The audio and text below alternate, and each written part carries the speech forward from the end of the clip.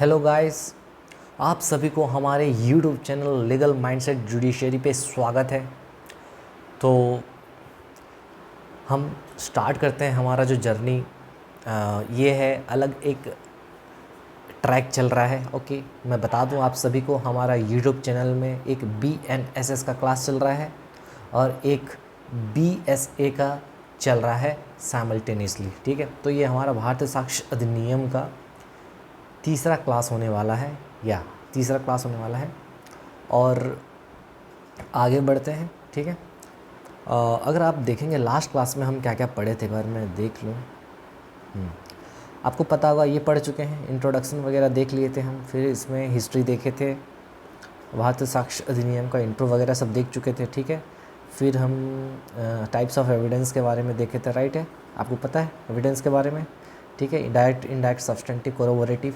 और ये जो दो एविडेंस है ना भाई, ओरल, प्राइमरी, ये सबको बाद में डिस्कस करेंगे। ठीक है, ये लॉन्ग क्वेश्चंस के लिए अगर LLB का कोई स्टूडेंट है, उसको पूछ लिया क्लासिफिकेशन ऑफ एविडेंस, उसके लिए ये सारा लिखना है। ठीक है, लेकिन हमारे जो ज़रूरी है जुडिशरी के लिए, ये चार, ये इधर का दो, इधर का एक, तीन, दो, पाँच, ये पाँच जो एविडेंसेस है बहुत ज़रूरी था, जो कि हम ऑलरेडी कवर कर चुके हैं। आगे बढ़ते हैं। तो क्लासिफिकेशन हो चुका है ओवर, आगे इस क्लास को बढ़ाते हैं। ठीक है, वरना हम एविडेंस में ही रह जाएंगे। जी सर, सही बोल रहे हो। ठीक है, चलो, कहाँ गया रे भाई, एक सेकेंड, तू आ जा इधर भाई। चल, अब ठीक है,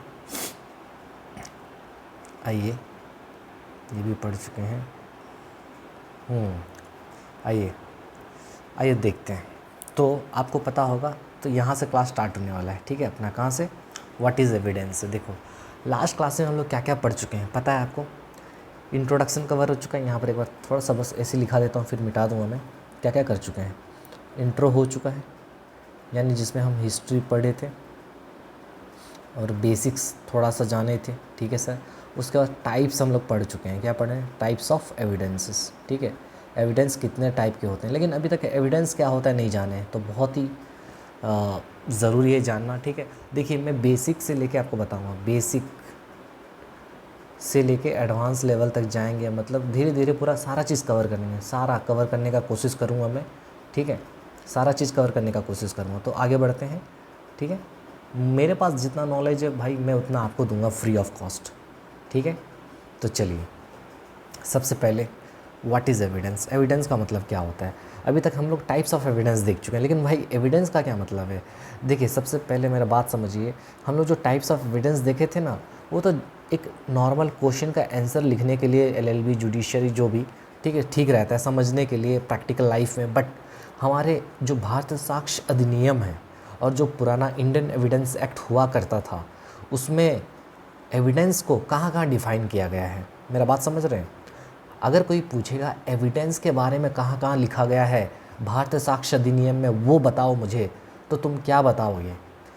हम तो पढ़ लिए, क्या क्या पढ़ लिए, हम तो पढ़ लिए भाई, एविडेंस होता है, डायरेक्ट एविडेंस होता है, इनडायरेक्ट एविडेंस होता है, उसमें क्या आता है, सर्कमस्टांशियल, उसमें क्या आता है, हियर से, फिर एक होता है तुम्हारा सब्सटेंटिव एविडेंस, फिर एक होता है कोरोबोरेटिव एविडेंस। ये सारा पढ़ चुके हैं। बट ये नॉलेज के लिए सही है और इम्पॉर्टेंट भी है। बट हमको एग्ज़ाम के लिए चाहिए भैया, कि हम लोग जो पढ़ने वाले हैं भारतीय साक्ष्य अधिनियम BSA में, ठीक है, BSA में जो पढ़ने वाले, वहाँ पे एविडेंस का जिक्र कहाँ कहाँ हुआ है। तो चलिए देखते हैं कहाँ कहाँ एविडेंस के बारे में बात किया गया है, इंडियन एविडेंस एक्ट पुराना और नया अपना भारतीय साक्ष्य अधिनियम। ठीक है, तो देखिए, जब आप एविडेंस एक्ट पढ़ोगे तो आपको पता चलेगा कि भैया एविडेंस सिर्फ 3 टाइप का होता है। मेनली अगर मैं बोलूँ, 2 टाइप का होता है, लास्ट वाला को छोड़ दो।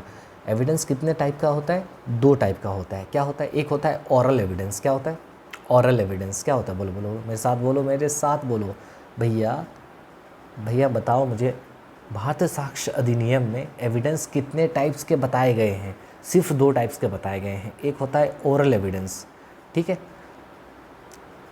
समझ में आ रहा, ये सूट नहीं कर रहा यार, ये कलर सूट नहीं कर रहा, एक सेकेंड।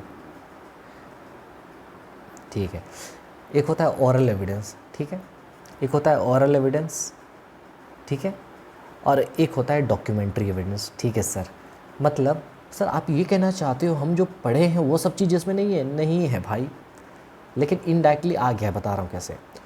बताओ, भारतीय साक्ष्य अधिनियम में एविडेंस के बारे में कहाँ बताया गया है और क्या बताया गया है? भारतीय साक्ष्य अधिनियम बोलता है भाई एविडेंस सिर्फ दो टाइप का होता है, एक होता है ओरल एविडेंस, एक होता है डॉक्यूमेंट्री एविडेंस। इसको आपको देखने का नहीं है तीसरा वाला, बस दो को समझो, एक होता है ओरल, एक होता है डॉक्यूमेंट्री। ओरल मतलब मुँह जबानी, क्या ओरल मतलब मुँह जबानी, ठीक है, मुँह जबानी, ठीक है। मतलब ये ओरल एविडेंस के बारे में कहाँ लिखा गया है भाई? ओरल एविडेंस के बारे में अगर आप देखोगे, जब डेफिनेशंस पढ़ोगे, डेफिनेशन क्लॉज का दो का, ये वन होगा बीच में, इसको थोड़ा सुधार दो, ये क्या होगा? दो का, वन का, ई का लिखो, ये क्या होगा? ये होगा सेक्शन 2 का, फिर 1 इसका सब सेक्शन, फिर उसका ई का, फिर उसका 1। ओ माय गॉड, इतना लंबा, जी हाँ। उसी तरीके से ये भी इसको सुधार दो थोड़ा सा, ये होगा तुम्हारा सेक्शन 2 का, 1 का, फिर ई का, फिर पार्ट 2।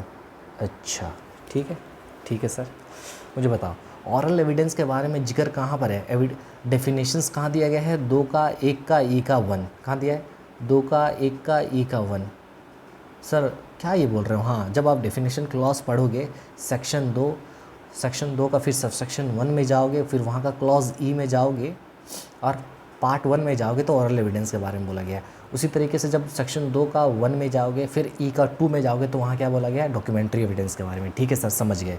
यानी ये जो मैं लिखा हूँ, क्या लिखा हूँ सर? ये जो मैं लिखा हूँ ना, ये आपका दिया गया है डेफिनेशन क्लॉज में। कहाँ दिया गया है? लिख लो भाई, लिख लो, ये दिया गया है तुम्हारा डेफिनेशंस क्लॉज में। ये कहाँ दिया गया है? डेफिनेशन क्लॉज में दिया गया है। ठीक है, ओके सर, ये भी तुम्हारे डेफिनेशन क्लॉज में दिया गया, इसका मतलब समझे? अच्छा, अब मुझे बताओ, इंडियन एविडेंस एक्ट यानी भारतीय साक्ष्य अधिनियम जो हो चुका है, उसमें एविडेंस दो टाइप का है। एक है ऑरल एविडेंस, मतलब मुँह जबानी, आप ऐसा एविडेंस दोगे जो कि मुँह जबानी दोगे, मुँह से दोगे। अच्छा, यानी हम जो पढ़ रहे थे, कौन कौन सा एविडेंस हम जो पढ़ रहे थे? Direct evidence, circumstantial evidence, hearsay evidence, ये सारे एविडेंस को आपको कैसा देना पड़ेगा? कोर्ट में आकर कैसे दोगे बताओ मुझे? जब आप डायरेक्ट एविडेंस दोगे किसी चीज़ का, तो कोर्ट में तो आना पड़ेगा आपको, और कोर्ट में आके बताओगे कैसे? मुंह से ही तो बताओगे भाई। तो यानी ऑरल एविडेंस के अंदर ही डायरेक्ट एविडेंस आ गया ना। ओहो, अच्छा, हाँ भाई हाँ। सर्कमस्टेंशियल के बारे में अगर बताओगे तो विटनेस बॉक्स में आके आप मुंह से ही तो बोलोगे, अरे हाँ भाई हाँ। अच्छा, हियरसे के बारे में अगर बताना है तो विटनेस बॉक्स में आके जो टेस्टिमनी दोगे तो आप कैसे बोलोगे? मुंह से ही तो बोलोगे। अच्छा, यानी ये सब किसके अंदर आ गया? ऑरल एविडेंस के अंदर। मतलब हम जो पढ़ चुके हैं direct evidence, circumstantial evidence, hearsay evidence, ये किस कैटेगरी के अंदर आ जाता है? अपने आप ऑरल एविडेंस के अंदर ही आ जाते हैं। अच्छा, ये बात है, जी हाँ। इसके अलावा ऑरल एविडेंस के बारे में सेक्शन 55 में भी जिक्र किया गया है। कहाँ बोला गया है? 65 में। ठीक है, जब हम 65 बोला, सॉरी 55, क्या बोला? 55 में बोला गया है। तो मुझे बताओ ऑरल एविडेंस के बारे में कहाँ कहाँ बोला गया है? दो जगह, एक तो डेफिनेशन क्लॉज में 2 का, 1 का, ई कैसे याद करेंगे? याद है डेफिनेशन के बारे में मैं एक तो ट्रिक बता दिया हूँ, यूट्यूब में अपलोड है कि डेफिनेशन क्लॉज को याद कैसे करना है, उसको देख लीजिएगा। ई से एविडेंस होता है, तो ई क्लॉज में दिया गया है एविडेंस के बारे में। पहला पार्ट में ऑरल एविडेंस के बारे में बोलता है, दूसरा पार्ट में डॉक्यूमेंट्री एविडेंस के बारे में। ठीक है सर, यानी ऑरल एविडेंस समझ में आ गया कहाँ पर है? मैं अभी तक बता कुछ भी नहीं रहा हूँ, बस मैं आपको रेफरेंस दे रहा हूँ। This is just the reference. Okay sir, समझ गए। अच्छा, डॉक्यूमेंट्री एविडेंस के बारे में भी वही तुम्हारा डेफिनेशन क्लॉज में ही दिया गया है, 2 का, 1 का, ई का 2 में। अच्छा, इसमें ये बताया गया भैया डॉक्यूमेंट्री एविडेंस में 2 एविडेंस आएंगे। कौन सा एविडेंस आएंगे? 2 एविडेंस। एक आएगा आपका प्राइमरी और एक आएगा आपका सेकेंडरी। प्राइमरी के बारे में 57 में है और सेकेंडरी के बारे में 58 में है। समझ में आ रहा है? समझ में आ रहा है कि नहीं मुझे बताओ? जी सर, हुआ। तो सर ये थर्ड वाला क्या है? थर्ड वाला है मटेरियल और रियल एविडेंस। ये क्या होता है सर? आप तो 2 बोले, फिर 3 क्यों लिखे? क्योंकि ये जो तीसरा वाला जो लिखा हूँ, ये ऑरल एविडेंस के ही में आ जाता है। मतलब जब आप सेक्शन 55 देखोगे, क्या देखोगे? सेक्शन 55 का लास्ट पारा पढ़ोगे, निकाल भी सकते हो, अगर आपके पास वेयर एक्ट है वहाँ पर आप जा सकते हो। सेक्शन 55 का जब लास्ट पारा देखोगे वहाँ पर लिखा हुआ है कि भैया अगर किसी के पास से कोई मटेरियल चीज़ निकलता है, मान लो एविडेंस कुछ मिलता है और वो है कोई वेपन हो गया, कुछ भी चीज़ हो गया, मटेरियल चीज़ हो गया, और उसको अगर कोर्ट में लेके जाएंगे तो उसके बारे में तो हमको मुंह से ही बोलना पड़ेगा ना, ऑरली तो बताना पड़ेगा ना कोर्ट को। तो ये भी ऑरल एविडेंस के अंदर आ गया इसका मतलब, समझे कि नहीं।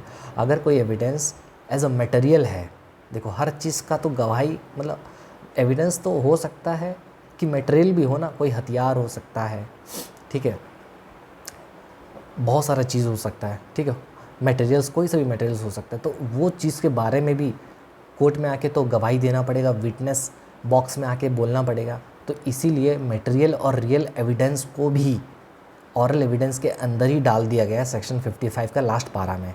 तो इसलिए ऑरल एविडेंस यहाँ मैं लिखा हूँ 55 और इधर क्या लिखा हूँ 55 का लास्ट पारा, समझ में आ गया, ठीक है। तो मेनली अगर देखें तो दो ही टाइप का एविडेंस है, एक है ऑरल, एक है डॉक्यूमेंट्री। ऑरल में डेफिनेशन क्लॉज में बात किया गया है 2 का 1 का ई का 1 में और सेक्शन 55 में।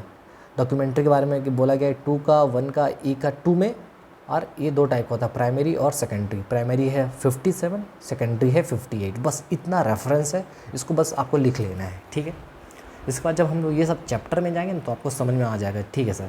वैसे मुझे बताओ ना बस, वैसे मैं ऑरल एविडेंस डॉक्यूमेंट्री एविडेंस के बारे में मैं अभी बताऊंगा, अभी आपको टेंशन लेने का ज़रूरत नहीं है, ठीक है।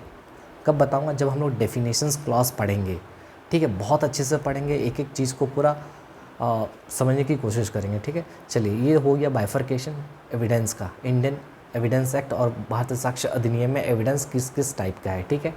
अच्छा मुझे बताओ, ये बस एक ब्रीफ क्या है, एक व्यू है आपका कि कहाँ पर किसके बारे में दिया गया है। ये आपका हेल्प होगा जब आप फ्यूचर अभी आगे जाकर जब एविडेंस के बारे में पढ़ोगे तो देखेंगे सब कुछ, टेंशन नहीं लो।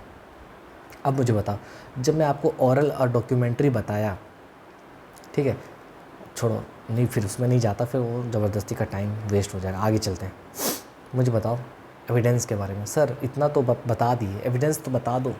देखो जो एविडेंस का मतलब क्या होता है, एविडेंस जो निकला है कौन सा वर्ड से निकला है भाई, लैटिन वर्ड से निकला है, लैटिन, ठीक है, जिसका लैटिन वर्ड का नाम इसका क्या है, एविडेंस या फिर एविडियर। क्या नाम है, एविडियर या फिर एविडेंस, जिसका मतलब क्या होता है, टू प्रूव और टू मेक थिंग्स क्लियर, किसी चीज़ को प्रूव करना या फिर किसी चीज़ को क्लियर करना। तो एविडेंस वर्ड कहाँ से निकला है, लैटिन वर्ड से निकला है। लैटिन वर्ड क्या है, एविडियर या फिर एविडेंस, जिसका मतलब क्या होता है, प्रूव करना या फिर किसी चीज़ को क्लियर करना, ठीक है, समझ गए। मतलब क्या है, मतलब ये है कि सिंपल वर्ड्स में एविडेंस का मतलब होता है भाई एनीथिंग, कोई सा भी चीज़ जिसके ज़रिए by which एलिज्ड fact is either proved और डिसप्रूव्ड।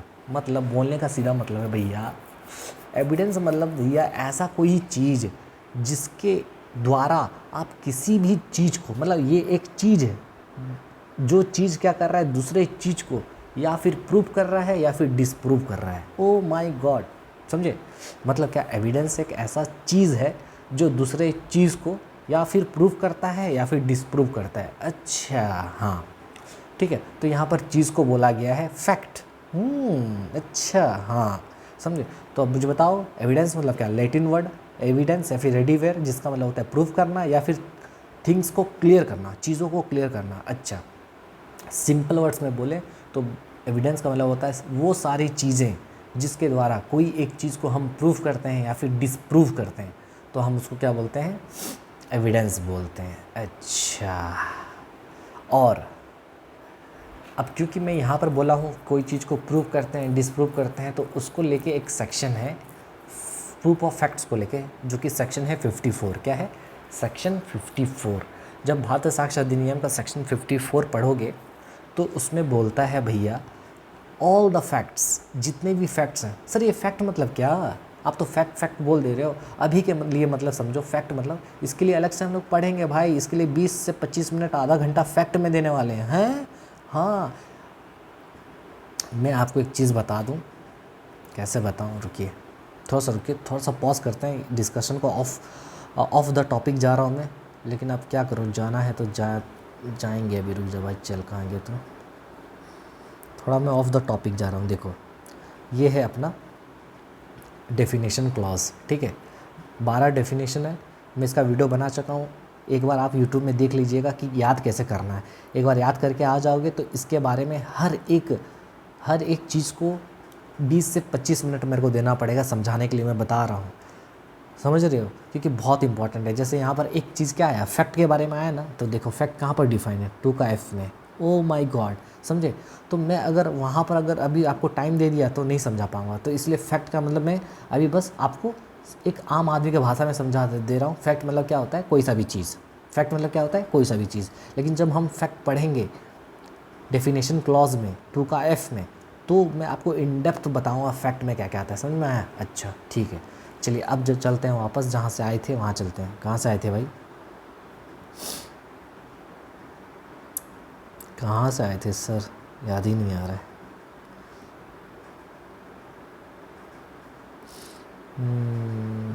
देखने दो मुझे, कहाँ चले गए हम। हाँ यहाँ थे, चलिए आगे। तो एविडेंस वाला समझे।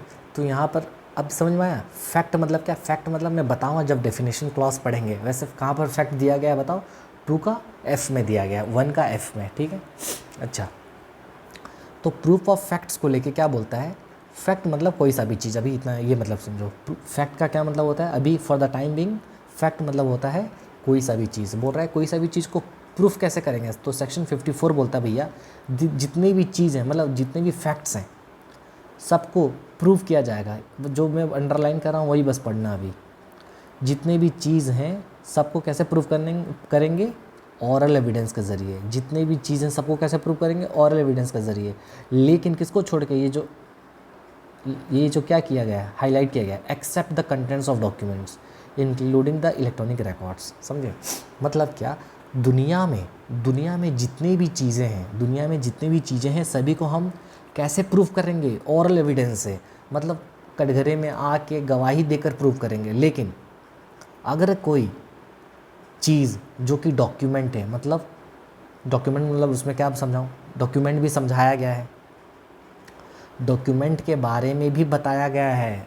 ओ माय गॉड, जी हाँ, डॉक्यूमेंट के बारे में भी बताया गया है। डॉक्यूमेंट कहाँ समझाया गया है बताओ मुझे, 2 का D में डॉक्यूमेंट है। हाँ भाई हाँ, 2 का D में डॉक्यूमेंट है, 2 का 1 का D में, ठीक है। मैं 2 का D बोलता हूँ, इसका मतलब 1 उसमें है, समझना। 2 का 1 का D में डॉक्यूमेंट के बारे में, ठीक है। तो ये क्या हो रहा है कि जब कभी भी किसी डॉक्यूमेंट को अगर प्रूफ करना पड़े तो उस डॉक्यूमेंट को प्रूफ करने के लिए हम ओरल एविडेंस नहीं देंगे। अच्छा हाँ, उस डॉक्यूमेंट्स को प्रूफ करने के लिए हम ओरल एविडेंस नहीं देंगे, बाकी सभी को प्रूफ करने के लिए ओरल एविडेंस देंगे, समझे। अच्छा यानी क्या, यानी ये भाई ये इसका मतलब ये होता है कि अगर जो डॉक्यूमेंट का कंटेंट है वो और जो इलेक्ट्रॉनिक रिकॉर्ड है वो हमेशा कैसे प्रूव होगा, डॉक्यूमेंट्री एविडेंस से ही प्रूव होगा। अच्छा नहीं समझा फिर से नहीं सर, फिर से सुनो। हाँ समझाता हूँ, रुको। मैं ये बोला भैया एविडेंस पढ़ रहे थे, एविडेंस का मतलब होता है कोई सा भी चीज़ जो कि दूसरे चीज़ को प्रूव करता हो या फिर डिसप्रूव करता हो, ठीक है, समझ गए। लेकिन ये प्रूव करता हो या फिर डिसप्रूव करता हो, जब मैं पढ़ा तो पता चला वहाँ फैक्ट आ गया, और उससे पता चला भाई सेक्शन 54 प्रूफ ऑफ फैक्ट्स के बारे में बात करता है। और सेक्शन 54 ये बोलता है कि जितनी भी दुनिया में चीज़ें हैं सभी को आप प्रूफ कैसे करोगे, ओरल एविडेंस के ज़रिए। मतलब मुँह जबानी प्रूफ करोगे, कोर्ट में आओगे और आके बकबक करोगे और उसको प्रूफ करोगे। अच्छा हाँ, लेकिन सर डॉक्यूमेंट है तो उसमें क्या लिखा है उसके बारे में भी मुँह जबानी आके बोलेंगे, नहीं भाई नहीं। तो कैसे बोलोगे उसको, उसके बारे में आपको डॉक्यूमेंट्री एविडेंस से ही प्रूव करना पड़ेगा। अच्छा डॉक्यूमेंट्री एविडेंस से ही प्रूव करना पड़ेगा, यानी दुनिया में सारी चीज़ों को प्रूव करोगे ओरल एविडेंस से। लेकिन कोई अगर डॉक्यूमेंट है या कोई इलेक्ट्रॉनिक रिकॉर्ड है, मेल आईडी है, कुछ भी है, ठीक है, जो इलेक्ट्रॉनिक रिकॉर्ड है या फिर डॉक्यूमेंट है, उसको प्रूव अगर करेंगे तो किससे करेंगे, डॉक्यूमेंट्री एविडेंस से ही करेंगे। अच्छा समझे। आई होप आपको समझ में आ गया होगा। चलिए आगे चलते हैं। अब मैं बताया था आपको, है ना, इसको भी थोड़ा चेंज कर लो। ये भैया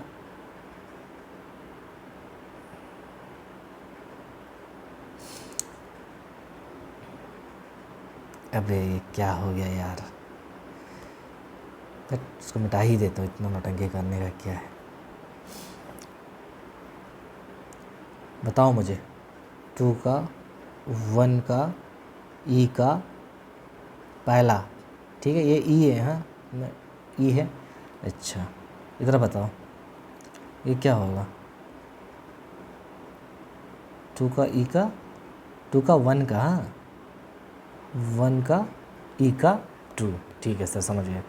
अब मुझे बताओ, तो जब हम सेक्शन 2 का ई देखेंगे तो पता चला एविडेंस के बारे में बोला गया भैया 2 ही टाइप का एविडेंस है, और इसमें क्या लिखा है, एविडेंस मीन्स एंड इंक्लूड्स, मतलब क्या सर, एविडेंस का मतलब क्या होता है, जब कभी भी, याद रखो ये ज्ञान हमेशा याद रख लो, जब कभी भी लॉ में कहीं पर भी आप ये पढ़ोगे कि मीन्स एंड इंक्लूड्स, क्या पढ़ोगे, मीन्स एंड इंक्लूड्स, इसका मतलब ये है कि भैया ये जो डेफिनेशन दिया गया है एग्जॉस्टिव डेफिनेशन है। क्या है, एग्जॉस्टिव डेफिनेशन। नहीं सर नहीं समझे, क्या एग्जॉस्टिव, क्या एग्जॉस्टिव मतलब क्या, अरे भाई एग्जॉस्टिव का मतलब होता है इसके बाहर और कुछ नहीं आएगा है।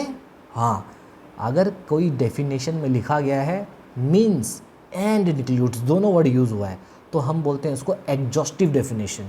अच्छा और जिसमें सिर्फ इंक्लूड्स लिखा हुआ है, मान लो यहाँ पर रहता एविडेंस इंक्लूड्स, मीन्स नहीं रहता, तो हम उसको कौन सा डेफिनेशन बोलते हैं, वेरी गुड, इंक्लूसिव डेफिनेशन। अच्छा, यानी उसमें बहुत सारी चीज़ें आ सकती हैं, लेकिन जहाँ पर मीन्स एंड इंक्लूड्स दोनों आ गया, यानी ये इसका लिमिट ख़त्म हो चुका है, और ये जो दिया गया है वही है।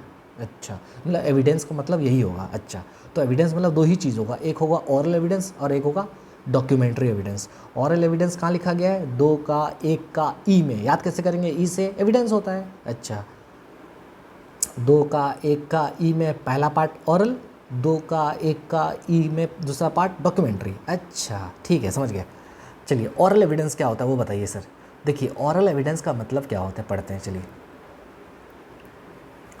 ऑल द एविडेंस, जितने भी एविडेंस हैं, यहाँ तक कि स्टेटमेंट्स गिवन इलेक्ट्रॉनिकली, जो भी स्टेटमेंट्स इलेक्ट्रॉनिकली दिए जाते हैं, हाँ कोई मेल आईडी कुछ भी हो सकता है, इलेक्ट्रॉनिक स्टेटमेंट्स जो भी दिए जाते हैं सभी को, इफ़ द कोर्ट परमिट्स, अगर कोर्ट उसको क्या करता है, परमिट करता है, क्या, इफ़ द कोर्ट परमिट्स, अगर उसको कोर्ट परमिट करता है, किस चीज़ के लिए भैया, कोर्ट परमिट करता हो, या फिर which requires to be made before it, या फिर उसको देना कोर्ट के सामने ज़रूरी है, किसके द्वारा, बाय द विटनेसेस, ठीक है, विटनेस के द्वारा, relating to the fact under inquiry, और उस विटनेस के द्वारा देना है, ठीक है, विटनेस के द्वारा देना है और उस फैक्ट से रिलेटेड देना है जो फैक्ट अभी इंक्वायरी में है, तो हम उसको ओरल एविडेंस बोलेंगे।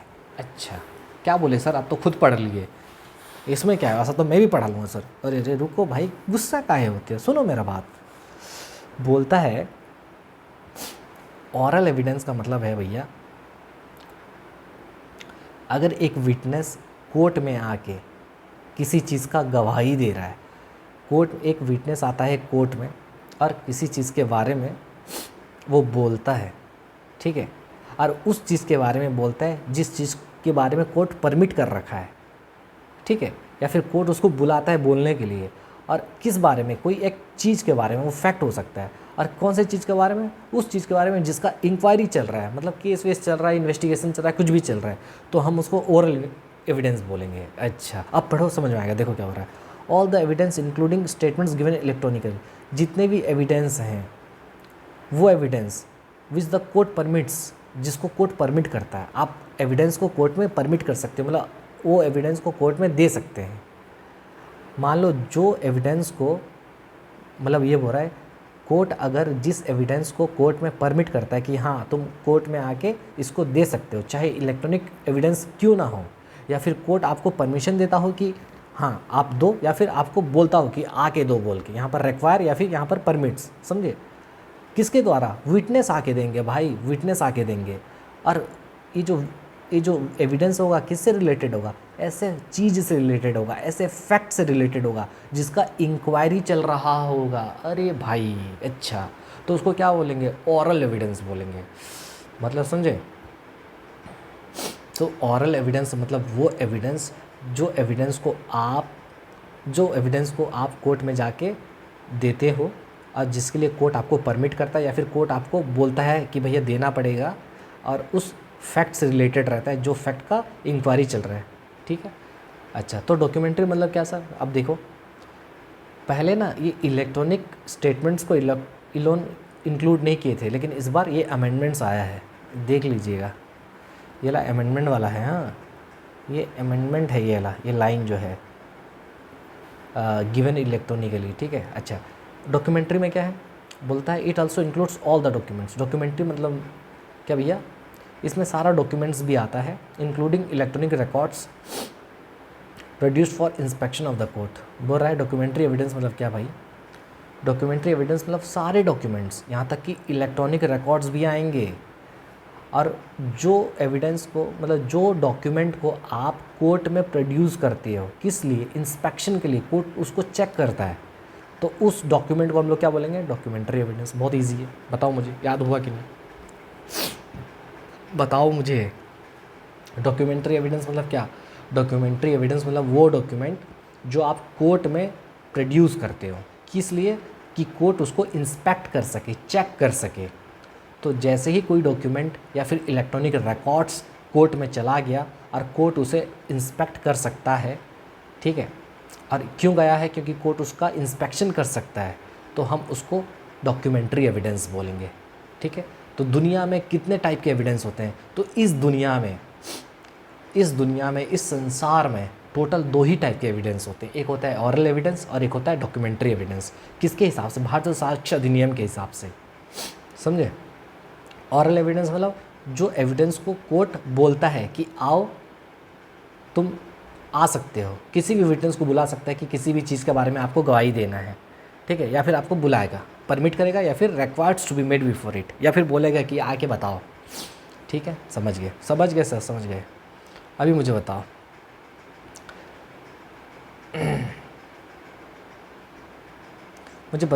एक केस लॉ है, इसमें ये बोला गया, पहले क्या होता था ना, ये जो सेक्शन जो है ना एविडेंस का, ये जो डेफिनेशन क्लॉज हुआ करता था वो सेक्शन 3 में हुआ करता था। किसमें? सेक्शन 3 में। ठीक है, समझे? तो एक केस लॉ है जिसमें ये बोला गया, ये जो डेफिनेशन है, ये कौन सा डेफिनेशन है भाई? एक केस लॉ में ये बोला गया, जो डेफिनेशन दिया गया है एविडेंस का, वो एग्जॉस्टिव डेफिनेशन है। एग्जॉस्टिव मतलब इसके बाहर और कुछ नहीं आएगा, जो है यही है। अच्छा, तो कौन सा केस था? सुप्रीम कोर्ट ने कहा, Hardeep Singh versus state of Punjab के केस में बोला गया, भैया जो भी एविडेंस का डेफिनेशन दिया गया इंडियन एविडेंस एक्ट में, यानी पुराना वाला में, जो अभी 2 का 1 का ई है ये, हाँ ये 1 बीच में आएगा, थोड़ा मिस्टेक हो गया मेरा, देख लीजिएगा। 2 का 1 का ई में वो एग्जॉस्टिव डेफिनेशन है, मतलब जो है यही है। It is the exhaustive in the sense that evidence ultimately reduced into either oral और डॉक्यूमेंट्री। मतलब क्या भैया? एविडेंस 2 ही टाइप के हो सकते हैं, या फिर ऑरल होगा या फिर डॉक्यूमेंट्री होगा। आके बोलोगे या फिर लिख के दोगे या फिर कोई लिखा हुआ चीज़ दोगे, बस ख़त्म। मुझे बताओ, आप तो देख लिए होगे, छोड़ो। मुझे बताओ, अगर कोई बंदा गलत तरीके से कोई सबूत ला के देता है, तो वो सबूत को एडमिसिबल माना जाएगा क्या? क्या सर, ये क्या कौन सा वर्ड यूज़ की? एडमिसिबल। एडमिसिबल मतलब इंडियन एविडेंस एक्ट में उसको एडमिट कर सकते हैं। एडमिसिबल मतलब उसको एडमिट कर सकते हैं। अगर कोई एविडेंस को कोर्ट में एडमिट कर सकते हैं तो उसको एडमिसिबल बोलेंगे। ठीक है। तो यही बोल रहा है, मान लो कोई एक बंदा है, ठीक है, कोई सा भी बंदा है ये, ठीक है, कोई सा भी बंदा है, ये कहीं से एविडेंस ले आया किसी भी चीज़ का, लेकिन गलत तरीके से आया, इल्लीगल तरीके से। अगर इल्लीगल तरीके से लाया हुआ एविडेंस क्या एडमिसिबल होगा? उसको क्या कंसीडर करेगा कोर्ट? बताओ मुझे, जल्दी बताओ। एक बंदा एविडेंस लाया लेकिन इल्लीगल तरीके से लाया, ठीक है, जैसे पुलिस वाले मान लो बहुत सारा एविडेंस इल्लीगल तरीके से ला सकते हैं, बहुत मारपीट के ला सकते हैं, जो कि सही नहीं है। अगर आप देखोगे तो जो BNSS भी पढ़ रहा है उसको पता होगा। ठीक है। अच्छा, तो मुझे बताओ, क्या ला सकते हो? क्या आप गलत तरीके से कोई सा भी एविडेंस दे सकते हो क्या कोर्ट में? तो answer is yes. Oh my God, ये कैसे सर? तो देखो, evidence obtain through unlawful means can still be admissible under Indian Evidence Act. भारतीय साक्ष्य अधिनियम में अगर कोई एविडेंस हम लोग अनलॉफुल तरीके से लाए हैं तो वो एडमिसिबल हो सकता है, स्टिल बी एडमिसिबल। लेकिन समझो, अ सेपरेट लीगल प्रोसीडिंग्स में be initiated against the person who obtained the evidence unlawfully. समझो, हम लोग बस ये देख रहे हैं क्या एविडेंस एडमिसिबल है कि नहीं। हाँ, एविडेंस तो एडमिसिबल है, लेकिन जो बंदा गलत काम किया है, जो बंदा गलत तरीके से लाया है, उस गलत काम के लिए उसका प्रोसीडिंग अलग चलेगा, लेकिन ये जो सबूत दिया है, सबूत तो एडमिसिबल होगा ही होगा। अच्छा, हाँ, यानी अगर कोई बंदा सबूत कहीं से इकट्ठा करता है और वो भले ही गलत तरीके से इकट्ठा करता हो, हाँ, इलीगल तरीके से इकट्ठा करता हो, वो सबूत को सबूत ही मानेंगे, वो एडमिसिबल होगा ही होगा कोर्ट में। लेकिन जो बंदा गलत तरीके से लाया है उसके अगेंस्ट में अलग से केस चलेगा, अलग से प्रोसीडिंग चलेगा। अच्छा, समझ गए सर, ओके, आगे बढ़ते हैं। फिर देख लिए होगे तुम। मुझे बताओ, एक जज है, उसका एक पर्सनल नॉलेज है किसी चीज़ को लेके, तो उसका वो एविडेंस दे सकता है क्या? ठीक है, आप जज बन जाते हो, आपको किसी बंदे के बारे में पर्सनल नॉलेज है, तो आप अपने पर्सनल नॉलेज को एज एविडेंस यूज़ कर सकते हो क्या? बताओ मुझे। ये तो सर सोचना पड़ेगा। चलिए पढ़ते हैं आगे, देखिए। The answer is no, the answer is no, नहीं कर सकते। ये तो यहाँ पर यस था कि एविडेंस एडमिसिबल है, यहाँ है नो, जज यूज़ नहीं कर सकता अपना पर्सनल नॉलेज। देखो, अ जज can not use their personal knowledge of the case as evidence, ठीक है, नहीं कर सकता। इफ़ अ जज has personal knowledge of any fact relevant to the case, they must step into the witness box and present the fact before the court। ठीक है, अब समझो, अगर एक जज कोई है, उसका पर्सनल नॉलेज है, उसको किसी चीज़ के बारे में पर्सनल नॉलेज है। इफ़ अ जज has personal knowledge of any fact, किसी भी फैक्ट का, कौन सा फैक्ट? जो कि केस से रिलेटेड है, केस की रिलेवेंट है। अगर कोई जज को पर्सनल नॉलेज है किसी भी चीज़ का जो कि केस से रिलेटेड है, तो उसको गवाही देने के लिए भैया विटनेस बॉक्स में आना ही पड़ेगा और प्रेजेंट करना पड़ेगा। ठीक है, ऐसा नहीं होगा, समझे? अगर गवाही देना है, सबूत देना है, तो विटनेस बॉक्स में आना ही पड़ेगा, तो ये यूज़ नहीं कर सकता, समझे? ठीक है, तो ये किस में बोला गया? इन केस ऑफ हुर प्रसाद वर्सेस शिव दयाल। तो एक केस था, उसमें क्या बोला गया? देखो, इट वॉज हेल्ड दैट जज can not rely on personal knowledge. जज अपने पर्सनल नॉलेज पे रिलाई नहीं कर सकता, भरोसा नहीं कर सकता, and must testify as a witness if required. और उसको अगर गवाही देना है अपना पर्सनल नॉलेज की तरह, तो उसको विटनेस बॉक्स में आके ही देना पड़ेगा, नहीं तो नहीं होगा। अच्छा, तो हुर प्रसाद वर्सेस शिव दयाल में क्या बोला गया कि अगर कोई जज का पर्सनल नॉलेज है किसी केस से रिलेटेड, तो वो उसको यूज़ नहीं कर सकता है। उसको अगर उस एविडेंस अगर देना है उस चीज़ का, तो उसको विटनेस बॉक्स में आके ही देना पड़ेगा। ठीक है, जैसा विटनेस, यानी जो कि टेस्टिफाइंग विटनेस जैसा देते हैं, समझिए। ठीक है, ये था तुम्हारा आज का इतना एविडेंस के बारे में। अभी हुआ है आधा घंटा, यानी और आधा घंटा पढ़ सकते हैं। ठीक है, देखते हैं, चलिए आज इसको ख़त्म कर देंगे क्या? चलिए ख़त्म कर ही देते हैं, आगे पढ़ते हैं। आप सेक्शन 1 स्टार्ट करते हैं। अब हम स्टार्ट कर रहे हैं अपना सेक्शन। अभी तक जितना ज्ञानबाजी था सब कुछ हो चुका है, जितना, ठीक है, जितना भी ज्ञानबाजी था सब खत्म कर चुके हैं हम लोग। अब हम लोग एविडेंस के बारे में जान चुके हैं, एविडेंस कितने टाइप्स का होता है जान चुके हैं।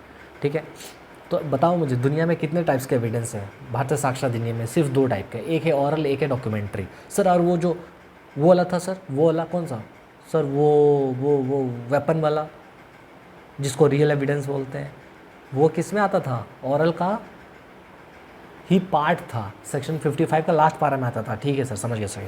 आगे चलो, आगे बढ़ते हैं। सेक्शन 1 आज पढ़ेंगे, इसी में टाइम चला जाएगा। देखो, तो सेक्शन 1 है short title, application and commencement.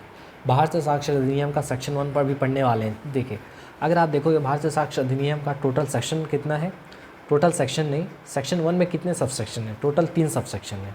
एक है तुम्हारा पहला, फिर है दूसरा और फिर है तीसरा। पहला तीसरा को पहले ख़त्म करेंगे। पहला बोलता है कि इस कानून को क्या बोला जाएगा? भाई क्या बोला जाएगा, बोलो मुझे। भारतीय साक्ष्य अधिनियम 2023 बोलेंगे, ठीक है। ये BSA में लिखा हूँ, BSA लिखा नहीं है, तो पूरा लिखा गया है भारतीय साक्ष्य अधिनियम, ठीक है। अच्छा, ये अधिनियम कब से लागू होगा, डेट बता दिया गया है कब से, 1/7/2024। एनफोर्समेंट का डेट आ गया, कब से लागू होगा, 1/7/2024, मतलब लागू हो चुका है, 1 जुलाई 2024 से लागू हो चुका है, ख़त्म, मतलब 2 सबसेक्शन ख़त्म कर दिया। वाह क्या बात है, ग्रेट। अब हम पढ़ने वाले हैं कि ये जो भारतीय साक्ष्य अधिनियम है, यानी जो पुराना इंडियन एविडेंस एक्ट था, अब जो भारतीय साक्ष्य अधिनियम हो चुका है, ये कहाँ कहाँ अप्लाई कर सकते हैं, कहाँ कहाँ अप्लाई नहीं कर सकते। तो सबसे पहले एप्लीकेशन में देखते हैं, बताओ मुझे कहाँ कहाँ अप्लाई कर सकते हैं। भाई ये जो भारतीय साक्ष्य अधिनियम है, ये सारे जुडिशियल प्रोसीडिंग्स में अप्लाई कर सकते हो। कहाँ पर, जुडिशियल प्रोसीडिंग्स में। अच्छा सर, जुडिशियल प्रोसीडिंग्स में, वो भी कोर्ट के सामने। मतलब भारतीय साक्ष्य अधिनियम कहाँ कहाँ अप्लाई होगा, बताओ मुझे, जुडिशियल प्रोसीडिंग में होगा, वो भी कोर्ट के सामने। दूसरा, कोर्ट मार्शल में भी होगा। कहाँ पर होगा, कौन सा मार्शल, कोर्ट मार्शल, ये क्या होता है सर, रुकिए रुकिए रुकिए, क्या क्या बोल रहे हैं सर, रुकिए रुकिए, फिर से। मैंने बोला भाई भारतीय साक्ष्य अधिनियम कहाँ कहाँ अप्लाई होता है, तो भैया 2 ही जगह अप्लाई होता है। बोलो मुझे कहाँ होता है, जुडिशियल प्रोसीडिंग्स में। कहाँ पर, जुडिशियल प्रोसीडिंग्स में। अच्छा ठीक है, ये क्या होता है बताऊंगा, बस अभी याद रखो कहाँ पर होता है, जुडिशियल प्रोसीडिंग्स में। किसके सामने, ये जुडिशियल प्रोसीडिंग्स किसके सामने होना चाहिए, कोर्ट के सामने होना चाहिए, ठीक है, समझिए। यानी जुडिशियल प्रोसीडिंग्स में तुम्हारा भारतीय साक्ष्य अधिनियम अप्लाई होता है। दूसरा, कोर्ट मार्शल में भी अप्लाई होता है। अच्छा, कोर्ट मार्शल में भी होता है, जी हाँ जी, अच्छा ठीक है। तो कोर्ट मार्शल मतलब क्या सर, वो भी बताऊंगा, अभी मेरा बात समझो। तो मुझे बताओ कहाँ पर 2 जगह अप्लाई होता है, जल्दी से बताओ सर। 2 जगह, पहला होता है जुडिशियल प्रोसीडिंग में, बस याद करके बताओ, समझना नहीं है, याद करना है। 2 जगह, एक जुडिशियल प्रोसीडिंग में, वो भी कोर्ट के सामने, और दूसरा सर दूसरा है कोर्ट मार्शल में, ठीक है, कोर्ट मार्शल में। ओके सर, तो ये सर बताओ ना क्या होता है, जुडिशियल प्रोसीडिंग क्या होता है, कोर्ट मार्शल क्या होता है, समझ नहीं आ रहा। रुको रुको, डरना नहीं है, डरना नहीं है, डरना नहीं है। चलो अब पहले देखते हैं जुडिशियल प्रोसीडिंग मतलब क्या। जुडिशियल प्रोसीडिंग का मतलब होता है भैया, नीचे चलते हैं। जुडिशियल प्रोसीडिंग का मतलब होता है कि जिस प्रोसेस में, देखो मेरा बात समझने की कोशिश करना। अगर एक इंक्वायरी में, मैं क्या बोला, जुडिशियल प्रोसीडिंग का मतलब होता है एक ऐसा इंक्वायरी, ठीक है, जहाँ पर दोनों पार्टी को सुना जाता है, दोनों पार्टी को, अच्छा, दोनों पार्टी से एविडेंस लिया जाता है। अच्छा ठीक है, ठीक है, दोनों पार्टी को सुना जाता है, दोनों पार्टी से एविडेंस लिया जाता है, और एक जजमेंट फॉर्मुलेट किया जाता है, ठीक है, by the use of discretion, ठीक है। तो हम ऐसे इंक्वायरी को जुडिशियल प्रोसीडिंग बोलते हैं। जुडिशियल प्रोसीडिंग मतलब क्या भाई, जहाँ पर दोनों साइड को, दोनों पक्ष को सुना जाएगा, दोनों पक्ष से एविडेंस भी लिया जाएगा, और एक जजमेंट दिया जाएगा, तो उसको जुडिशियल प्रोसीडिंग बोलते हैं, ठीक है, समझ गए। अच्छा, यानी ये तो यानी प्रोसीडिंग भी 2 टाइप का हो सकता है, एक होता है जुडिशियल प्रोसीडिंग और एक होता है डिपार्टमेंटल प्रोसीडिंग है। हाँ भाई हाँ, डिपार्टमेंटल प्रोसीडिंग।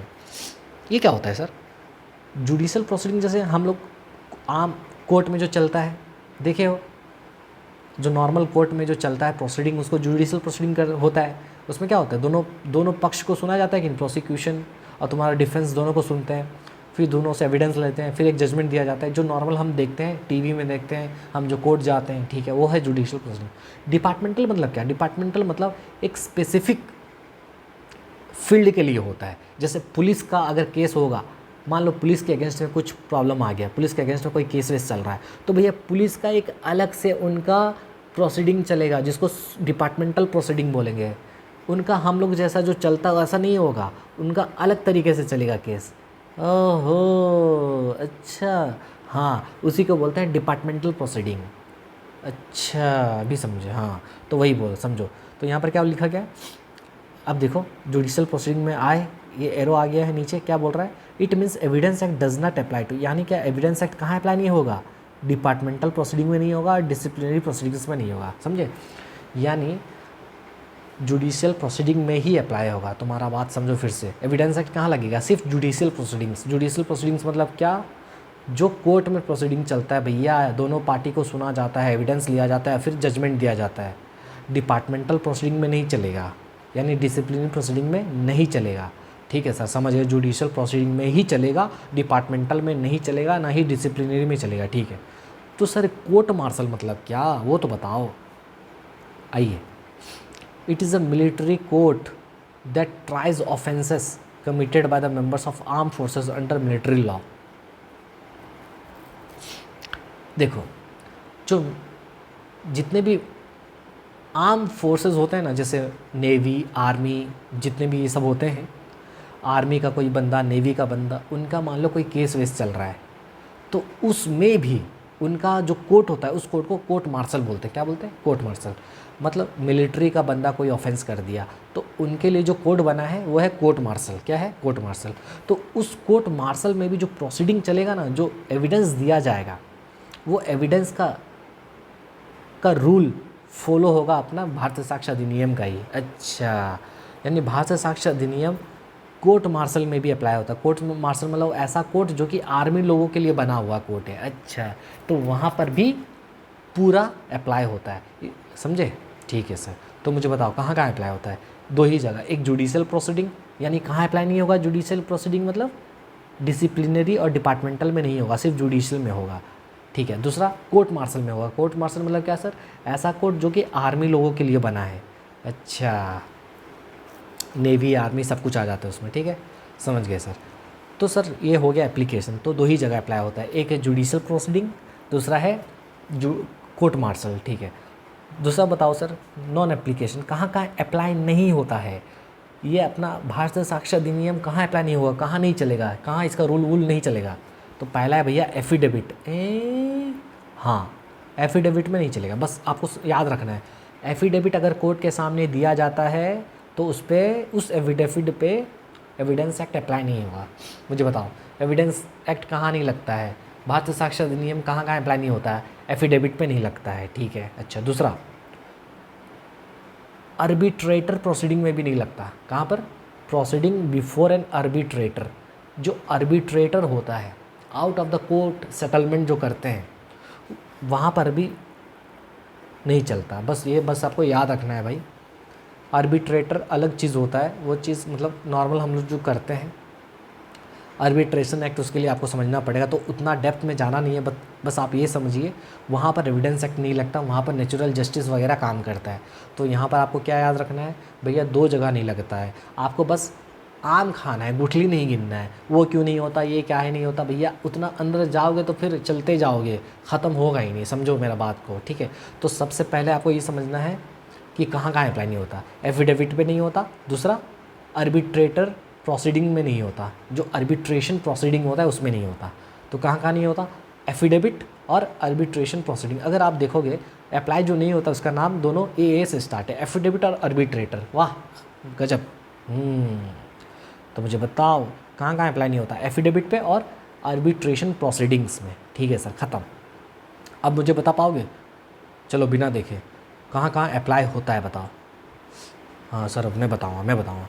चलो शॉर्टकट में लिखता हूँ। जुडिशियल प्रोसीडिंग में अप्लाई होता है सर, डिपार्टमेंटल प्रोसीडिंग में नहीं होता है, डिसिप्लिनरी प्रोसीडिंग्स में नहीं होता है। अच्छा सर, कोर्ट मार्शल में होता है।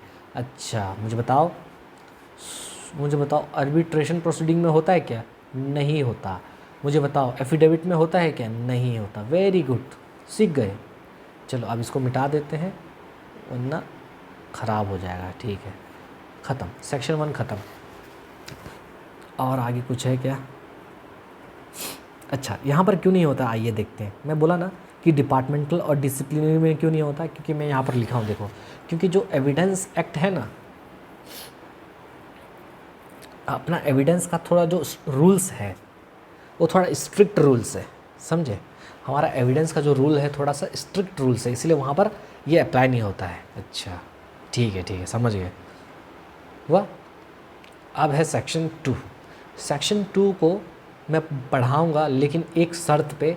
इससे रिलेटेड वीडियो मैं अपलोड कर चुका हूँ, जाइए वीडियो को देखिए और बिना सोचे समझे बस याद पहले कर लीजिए कि कौन सा जगह में कौन सा डेफिनेशन दिया गया है। जैसे ए में दिया गया है कोर्ट का, बी में दिया गया कंक्लूसिव प्रूफ का, सी में डिसप्रूफ, डी में डॉक्यूमेंट, ई में एविडेंस। तो मैं ना किस तरीके से याद करना है इसको बताया हूँ, तो वो वीडियो देखिएगा। वीडियो देखने के बाद इसको याद कर लीजिएगा। याद करने के बाद हम लोग नेक्स्ट क्लास में मैं आपको फिर एक एक डेफिनेशन को मैं बताने वाला हूँ, समझने वाले हैं एक एक डेफिनेशन को। सेक्शन 2 इसके बाद जो नेक्स्ट क्लास होगा सेक्शन 2 का होगा, और एक एक डेफिनेशन को उठाएंगे। सबसे पहला डेफिनेशन जो मैं उठाऊंगा वो होगा कोर्ट फैक्ट। एविडेंस के बारे में ऑलरेडी पढ़ चुके हैं, अभी पढ़े थे ना हम लोग। एक होता है ओरल एविडेंस, एक होता है डॉक्यूमेंट्री एविडेंस। ये ऑलरेडी हो चुका है, याद है? जी सर याद है, ये पढ़ चुके हैं। तो नेक्स्ट हम लोग जो पढ़ेंगे एविडेंस, वो पढ़ेंगे फैक्ट के बारे में, फिर पढ़ेंगे डॉक्यूमेंट के बारे में। ये सब इजी है। फिर पढ़ेंगे कोर्ट के बारे में, ठीक है?